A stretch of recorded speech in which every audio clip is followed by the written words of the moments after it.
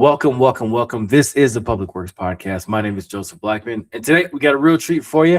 His name is David Hollenberger, and he is the former service technician, distribution operator, warehouse operator, safety committee member for Westview Water Authority in beautiful Pittsburgh, Pennsylvania. David, say what's up to everybody.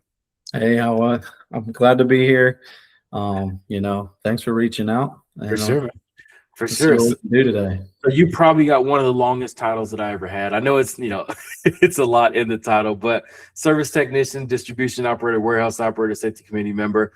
Let's kind of run through it. Well, first give us kind of the lay of the land of Westview Water Authority. Maybe, population served, miles of pipe, or, kind of give us the lay of the land so people have some context. Yeah, so Westview Water Authority, they just picture in just north of the city of Pittsburgh. They service about 230 some thousand people. They have about 65 to 70,000 water accounts. It's water only. Like you said, I started in the warehouse, went to our distribution department, which is pretty much your road crew, fixing water main breaks and new installations and whatnot. And then lastly was in the service department, which is going door to door to houses for complaints and non-payment shutoffs and a lot of meter changes. MXU did a lot with like the census meters and whatnot. So yeah, you much saw it all. Besides the plant, I didn't have any interest in the plant work, but gotcha. And since the first time we talked, when I wanted to get you on the podcast, you made a career change, which I respect. We've all got to do things to protect our personal bottom line. So you left Westview Water Authority, and we'll speak most on that. But you also got on with Corn, Maine. You've been there for a couple of weeks now. Wherever I go on all my travels, I see Corn, Maine. It's like the black and yellow company. You guys are always buttoned up. I think you guys are the ones with the buckets. I love the buckets. Yeah. It's funny. Whenever I go somewhere, I'm like, I could use a bucket, but then I think, dude, I can't take this on an airplane. Like, what am I gonna do with the bucket? But anyways, congrats on the new position. Again, we'll kind of talk a little bit about both today. But I wanted to dive into your career path. Walk us through maybe from high school all the way up until today, what you did and kind of how you became, the service tech distribution operator for Westview Water Authority. Yeah. So, typical people don't usually grow up saying, I want to be a waterman or whatever, or sewer. But essentially, throughout high school, I was into sports. I was always, I'm a bigger gentleman, but I was always athletic and whatnot. And I was always an outdoor type of person, did landscaping and stuff out of high school. I did go to community college, but, college really wasn't my thing. So I actually had family that are still employed, and some have retired from Westview Water Authority. So just like a lot of people in the water industry, I feel like at utilities, their in is sort of like they got a family member or whatever. But, so my dad works at Westview Water Authority. And still. Yep. We actually, I got a funny story. We can dive into that after this. Yeah. But he helped me get in, and that was about 10 years ago. And, I enjoyed every minute, but we did have the opportunity to work our last day together.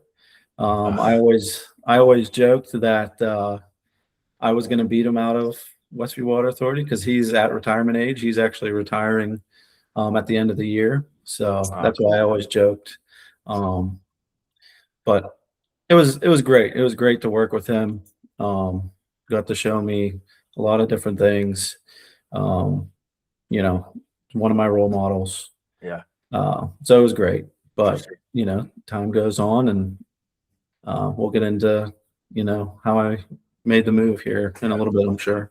Yeah, the adage that you said, like most people don't wake up or grow up and say, I want to work at the water plant, or I want to work in sewer collections, or I want to do manhole, you know, inspections.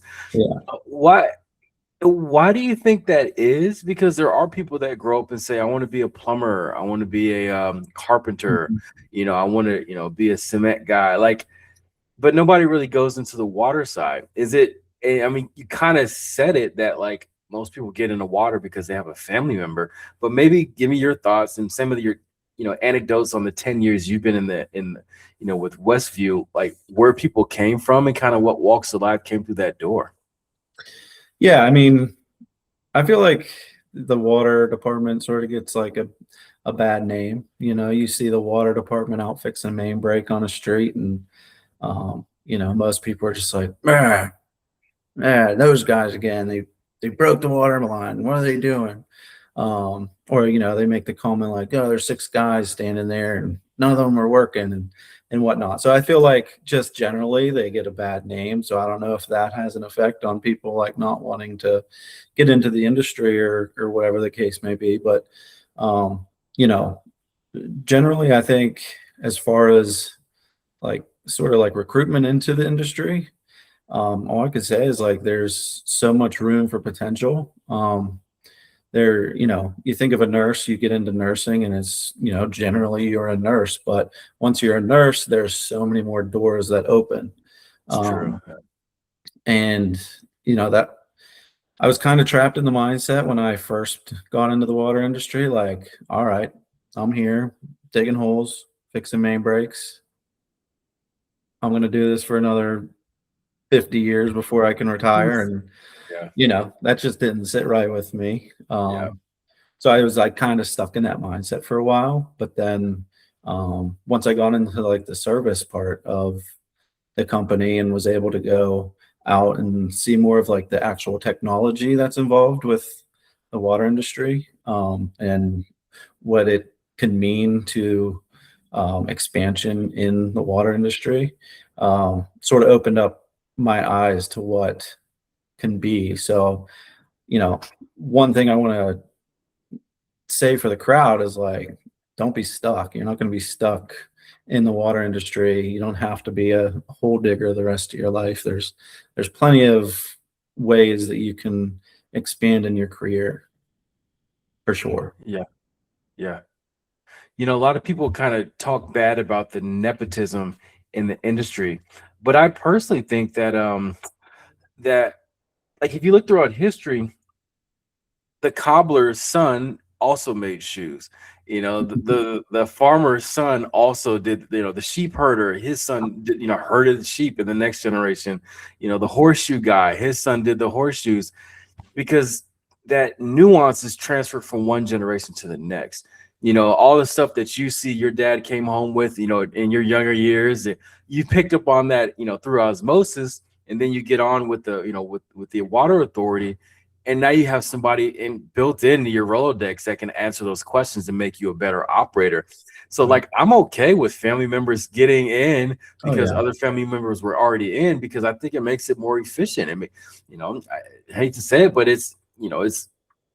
you're probably finding a better technician when they know what the job is Mhm. versus somebody who's like, wait, what is water distribution? Yeah, Like, what do I say to this customer that I got to shut them off? Like, versus, somebody who's heard the stories at the dinner table at home. absolutely. Yeah. I mean, I know plenty of second, third generation water folk. So it definitely helps. Definitely does help, but you don't have to get in that way. You can Yeah. you can get in, and you, most people that get into the water industry never get out. Yeah. They end up finding their niche within, and sticking with it just because I don't know what it is. It just seems like people fall in love with water, and everyone Well, needs water, right? I mean, I think in this, there's some other industries like it also, but once you learn enough in the water industry, it's kind of hard to leave. and stay at that same level of whether it's like prestige or same level of money or same level of like whatever title you have, because it's such a learned it's one of those, it's a position or industry that the more you know, the better you can do, the more valuable you are. And that's why I like to consider it a career, because again, the more time you put into it, the more doors that open up for you. Once you get in that corridor, you get your foot in, you can start going your own different ways. Like, and not too many industries can say that same thing. And I think that's why we see the people in the water industry, 25, 30 years. Oh, I started this. It was my second job. Boom, been in it ever since. It was like, Yeah. great. You kept all that knowledge and all that passion in-house instead of taking it down the road and going to a different industry. So I applaud people who stay there. Like your father, he's been there for so many years, and he's going to retire, and he could do what he wants to do with his time from there. So yeah, I want to dive into skill sets though, because it's one thing to have a job, but it's another thing to be good at it. So let's say somebody's asking you, they're like, David, your time at Westview Water, you did your thing, you did well. What would be one of the main skill sets that they should pick up to be successful at what you did? I would just say adaptability. There's with adaptability, you have so many, um, some of the smaller water companies, there might be 4 or 5 guys in the whole company. So um, you might be wearing a ton of different hats, so adaptability to know how to shut down a water main break, but also run the treatment plant. And then the next day, you have to go change out a couple water meters. So just having that adaptability, especially in like a smaller water utility. And then even for a bigger one, just like myself, starting in the warehouse, going to distribution and the service department, they each sort of run as like their own little company. So you have to be able to adapt. And also, now with all the new technology being brought up and implemented in companies, you see it a lot with older guys like my father. When a new technology comes in, they're like, I'm not doing that, I'm not using my email. Yeah. But just Yeah. having adaptability, honestly, it makes your job so much easier, to go into work with your eyes open and your mind open, and being able to ask questions instead of just sitting back and um, waiting for the clock to hit 4:30 and go home. Yeah. Oh, for sure. All right. It is story time. I need a story from David when something went wrong under your watch, what you did to fix it, and then what lessons you learned from it to apply to your future career. Oh boy. Let's see. Um, so just within the past year at Westview Water Authority, um, we were running into an issue with our endpoints for our metering system. So um, if people are listening that don't know what that is, it's pretty much your water meter communicates with the office, so we don't have to come physically read your water meter anymore. So it's essentially a little sending device. They have a battery life, and the battery life on about 30 to 40,000 of them are coming due within the next 30 years, or 30, oh my gosh, 3 years. Yeah. So the challenge now is to figure out logistically how you're going to change out all of those radios in the next 3 years, um, on top of everything else. So we started um, with a little pilot doing about 800 in an apartment complex, and we ran into a handful of issues um, doing that. Just with radios not deactivating and some back end issues with data. So with my mindset coming to work with my eyes open and my ears open, and doing my own research, I was able to help out a lot with that, I do believe. And it sort of opened my eyes up to like I said earlier, felt like I was stuck almost. But going through that and learning on my own and pitching ideas and working through that process has opened my eyes up to what could be in this industry for myself. So I think, that was one of the big things that led me to possibly looking at a career change, staying in the industry, of course, but a career change nonetheless. Yeah, Um, so, working through that, it was, and they still are working through it. They still have, they're just at the tip of the iceberg. But, yeah, um, from what I did just at the beginning, opened up my eyes to what could be and what has become, to be yeah. honest with you. Yeah, the career change. I think let's double click on that a little bit. Um, Most people, when they're looking to make a switch, they dust off the old resume and they might ask two people, hey, anybody that's hiring, and then they figure out they got to go to Indeed or one of these online website interview or job application spots and try to find what's open. But you went a different route, and I really respect it because I feel like that's the new way of handling business, of doing life. Tell us kind of the process, what you did, and then also the mindset, what put you in that mindset and what you were thinking as you were doing it and intentionally. Yeah. If anyone's out there that is trying to find a new job, you know that the job market is very tough. So I didn't want to be spending a lot of time filling out hundreds and thousands of job applications. So I wanted to Sure. figure out a different way. Um, so essentially, what I did, I had my LinkedIn profile for a few years and haven't really done anything with it. I'd go on and check it out, see if there was any jobs that were interesting. But and I did apply to some jobs, and obviously none of them panned out. Um, Barely heard back, honestly, from most. So I was like, yeah, this isn't going to work. So I sort of pivoted, and what I did was I started making LinkedIn posts and just posting about, what I did at work, what was going on at work, if there was like something crazy that happened. Yeah. I did some mindset posts, just telling people what I do at work and what my mindset at work and everything about what I do at work, sort of creating that brand for myself. And, started getting a little following. I call it a little following, people liking my posts. And, I would keep track of people that liked or commented on my posts and, check their profile out. And if it was something interesting, if there was someone interesting, I would reach out and try and connect and, get a conversation going.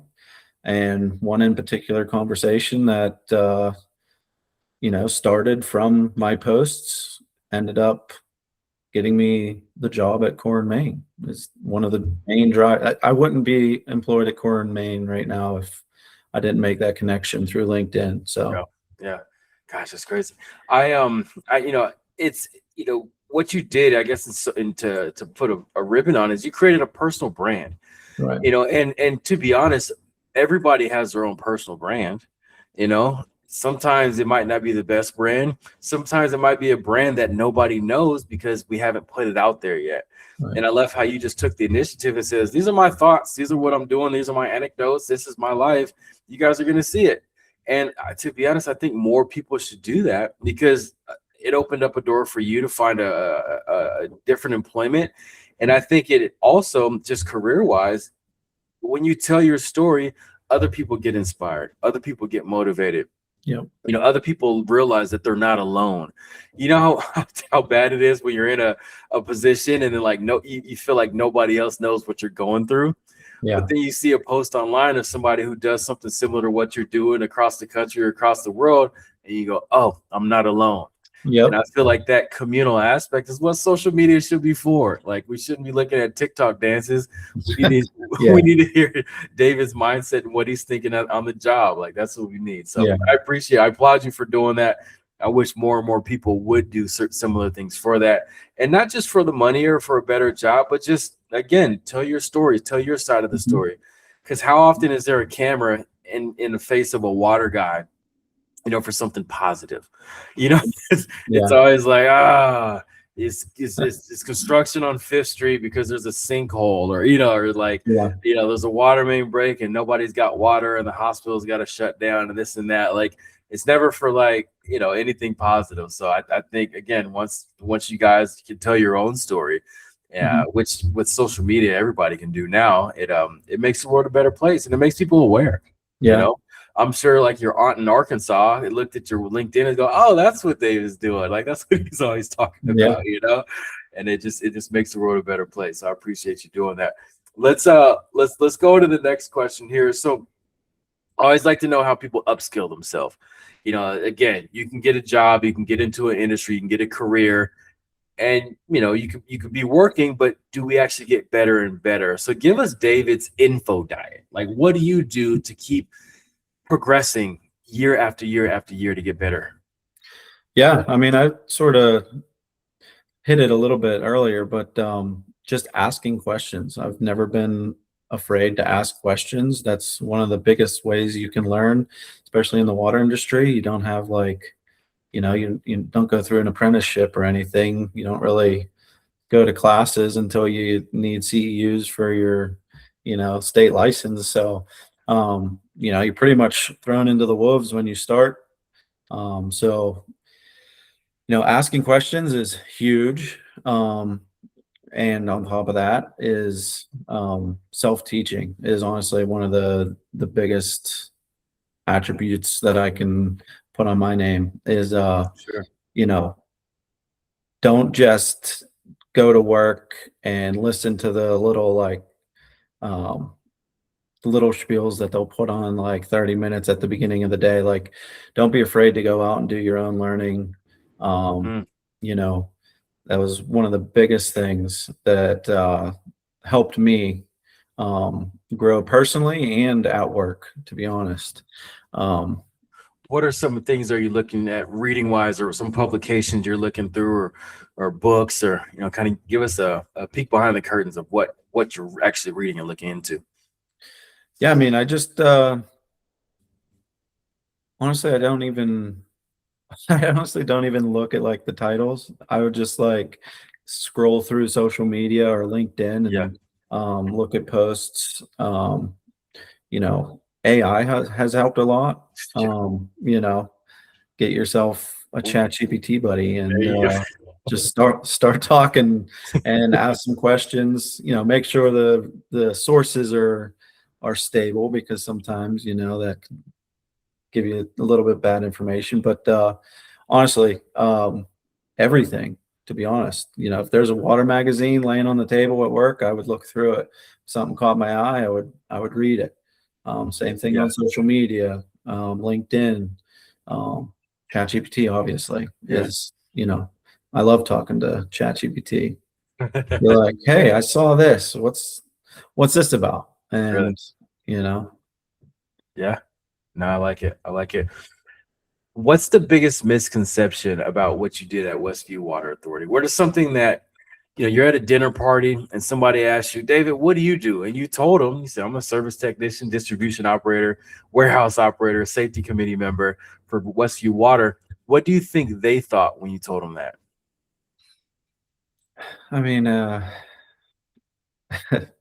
oh, so you're why my water bill's so high. Uh, Yeah, that's pretty much what I get all the time.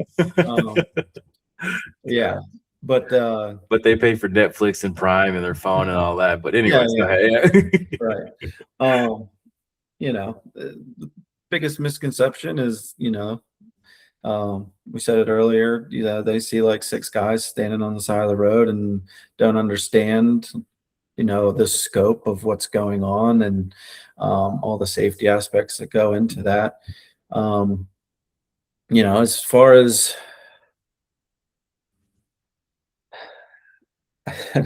I try not to talk really about what I do at work with my friends because they just give me crap all the time. But you know, I would just say trying to change. the public's mindset on what the water utility industry is as a whole. That I feel like we talked about it earlier. They have a bad mindset on what the water utility company is, whether, they see you fixing a main break or they get a pinhole in their house and they're all mad about the water.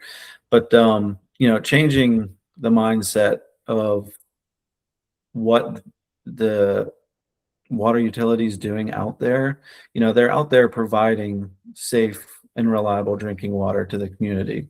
So just trying to reiterate what the big scope of the water utility is, instead of just, having people drive by and be mad that the water main break's happening. Like, that's water main break's small compared to what the whole water utility is doing for the community. Sure.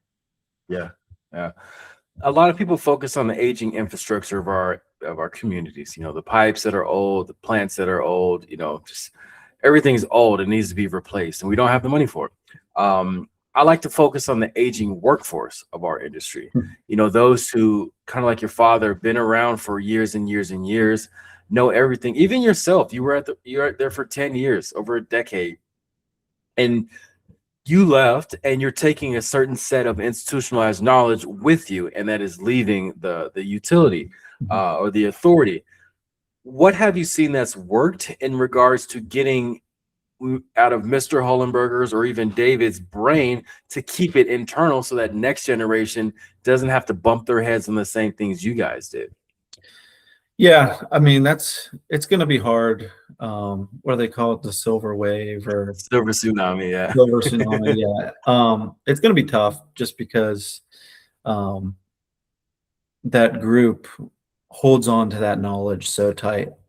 It's almost like they want to hold it over someone. If something happens, they're like, "Well, I told you that valve didn't work." You know what I mean? So Just love it too. They um, love it's it. gonna be a battle, but at least trying to get that knowledge spoken to, at the very least, to the younger crowd, um, so that hopefully the younger crowd, or maybe you could talk the older crowd into at least writing it down. Just get it written down, and then with the new age, with all the new softwares and whatnot coming out, if it's written down or even spoken to something, like record them saying, that valve on B Street doesn't work.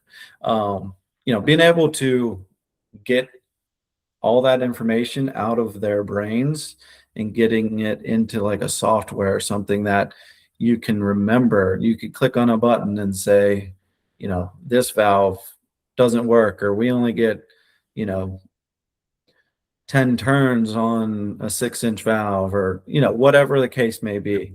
Yeah. Just trying to snatch that, um, all that material out of their heads. Yeah. It's going to be a battle, but a lot of those older guys are not afraid to talk and tell you about it. So just getting it out, honestly, is Yeah. No, sure. Okay. All right. Let's say you're commissioned to put up a billboard, and this billboard is in the most trafficked area of Pittsburgh. What ask of your community in regards to water would you put on this billboard? um, oh, that's a good one. Can you say that one more time?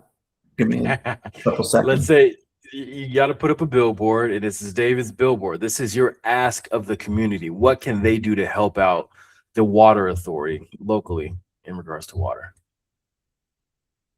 Let's say it's not it's not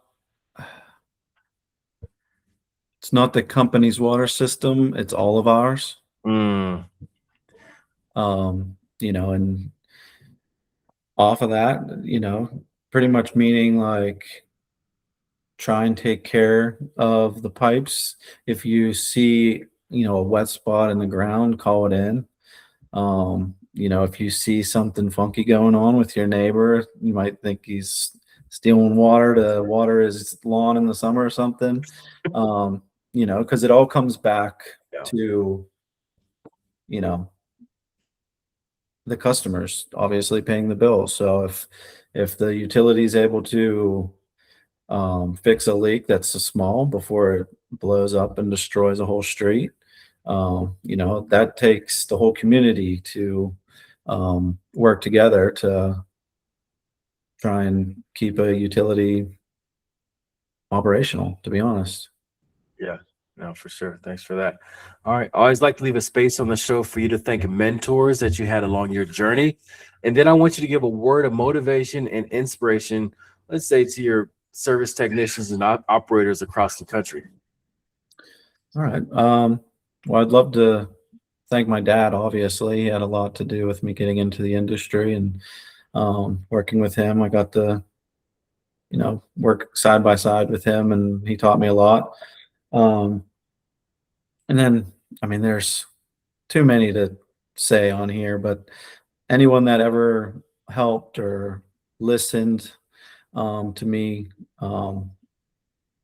just in life and at Westby Water in general, can't thank them enough. And then, what was the second part?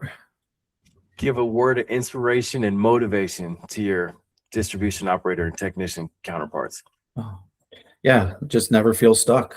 Mm, Um, I know it. There's long days, there's hard days. Some days you think you're never gonna get to go home, or you don't want to do this for the next 40 years or whatever the case may be is. But you know, don't feel stuck and never stop learning. Um, always keep learning. You never know what that is going to open up for you. In my case, it got me a new job, a new career, essentially, pretty much a whole new life. um, yeah. just never stop learning. Always Yeah. keep your eyes open and your brain open and your ears open. Sure, sure. You've been at Core Maine for 2 weeks. What are some of the things I guess you're excited about on being on the on the private side, and then also maybe some new initiatives that Core Maine might want to get across or get out for, and how can we as listeners, viewers, help out David with his new, like you said, new life, man.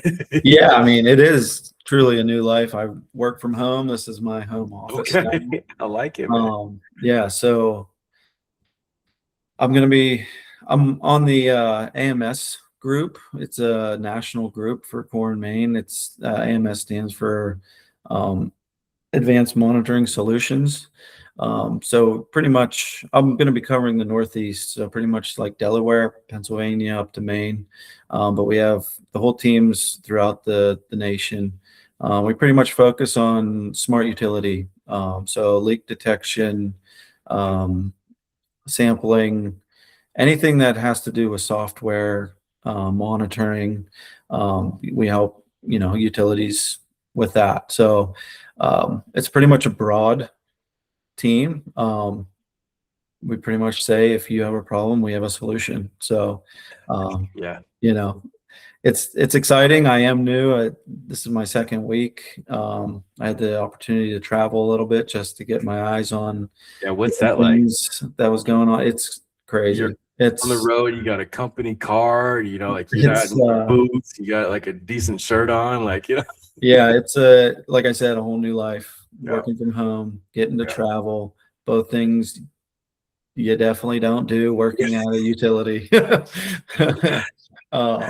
One of the biggest things so far is like traveling by myself on a plane. Uh, Like, a month ago, never would have thought that yeah. that would be me. But and if we did travel with family, it was like, hey, babe, like you got plane tickets to buy. Like I didn't Yeah. do any of that stuff. So now it's my responsibility to Right. do all Yeah, that. So there's a learning curve, but it's all exciting. It's all for fun. sure. For sure. What's your dad think about it? Is he poking fun at you that you left the good guy side or what?